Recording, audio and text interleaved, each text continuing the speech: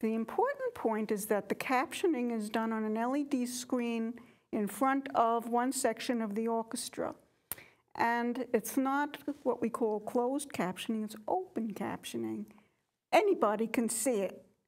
And that is what we call universal access, because you'd be surprised how many people don't get every word. No, I'm not surprised. And I always go to the theater with people who have normal hearing, and they're not getting it all. They love to come with me because they don't miss a lyric, they don't miss a word.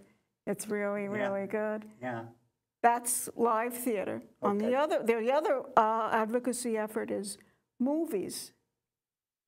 If you want to learn about that, the problem with movies is the ADA, the Americans with Disabilities Act, did not guarantee captioning of movies.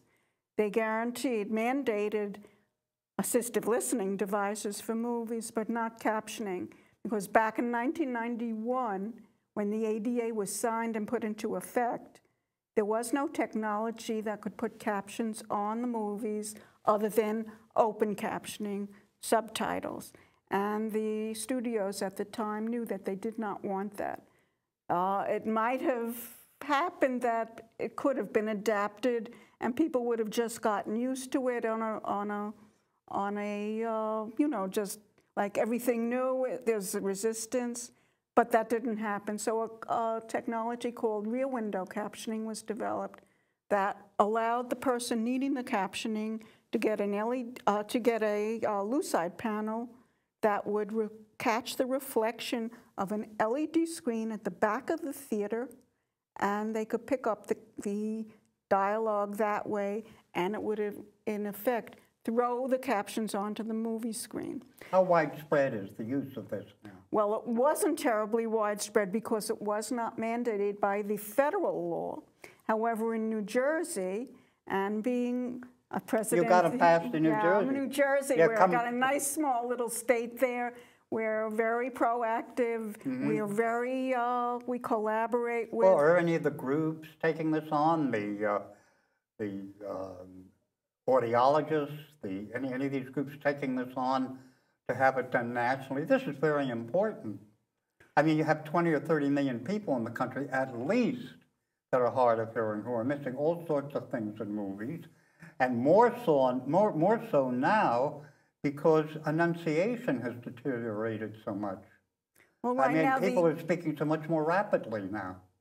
Well, right now the ADA is being amended, finally, after 20 years. It's being amended to include this? As far as movies, yes. There was a call for comments on the various changes regarding movies. How many theaters should be required? What technology might be required?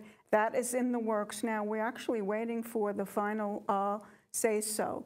However, in New Jersey, though, has it been reenacted already and they're waiting for the rules? Not yet officially. So it hasn't passed the Senate? There's still a comment period, and then the FCC will make the... Oh, so it doesn't require legislation? Doesn't require Congress? No. No. Okay, good. No. Yeah. But the point is that that's an ADA. Right. It's not state. Okay, that law was passed, so this is just an amendment to it. Mm-hmm. But in many states, and New Jersey is one of them, New York as well, we have laws against discrimination. And in many aspects, those laws are more potent than the ADA. So it just required that it was a reasonable accommodation. So using that law, or Division on Civil Rights mandated that the multiplexes in New Jersey provide captioning at either 1 or 2 theaters per multiplex. So we have, in New Jersey, more captioned movies than anywhere else. Mm-hmm. New York did follow our lead, not quite as comprehensive. But any town like East Hampton, they could approach their movie theater and say, why don't you install this? Right now, it used to be a $10,000 per theater cost, but now it's about $5,000, and it's going down in price too. Mm-hmm. So, well, we had to pick at the theater here, the movie house here, to get them to provide assistive listening devices and wheelchair spaces. You know, they're corporate theaters, and it's not always easy, but it does happen. And actually, Most of the movie houses out here do have it. Sag Harbor has it. They put in a good system of their own. And as I was talking about earlier, sometimes I walk down the street and I hear Woody Allen coming from inside the movie. Coming from inside Oh, the you movie. could pick that up Yeah. while they were doing FMs. Yeah. All right. Well, Well, yeah, go ahead. The part of the problem, and I'm sure you've experienced it, is that people with hearing loss generally do not know about the many devices, technology, or even laws that impact them. Why is that? People who are mobility impaired, they know about parking reserve spaces. They know about the fact they have to have access to the bathrooms. Why is it there's so little of this among the largest group of disabled in the country, that they're not acting, that we are not acting more on our own behalf? You have a theory on that? Yes. Tell me. I knew. We might have to go into another program because we're down to 2 minutes, but go ahead. Oh, okay. We could talk for a long time. Good. There's a basic component in hearing loss, a behavioral trait that is a denial factor.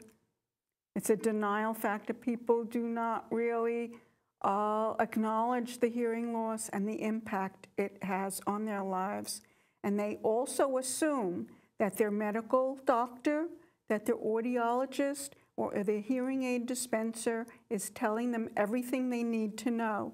But in fact, the medical doctor only impacts the medical issues of the hearing. Well, let's talk about this a little more, if we can do another half hour, because I found that audiologists and clinics, like the League for the Hard of Hearing, were very upset when I said I was willing to use a larger device so I could hear better. And they do all sorts of psychologizing. So I know there's a denial factor, but I think it also becomes a crutch for the service providers who really don't want to work too hard to alerting people to what they have.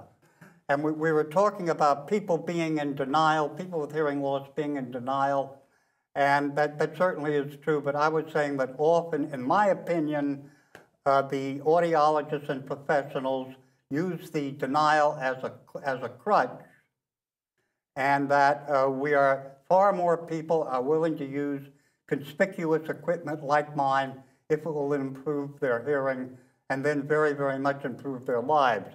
Okay, so we'll wrap up this program now, and Arlene has agreed to come back. Arlene Romoff has agreed to come back for another half hour. Once again, these are 2 books. Here again, Back to Life with a Cochlear Implant.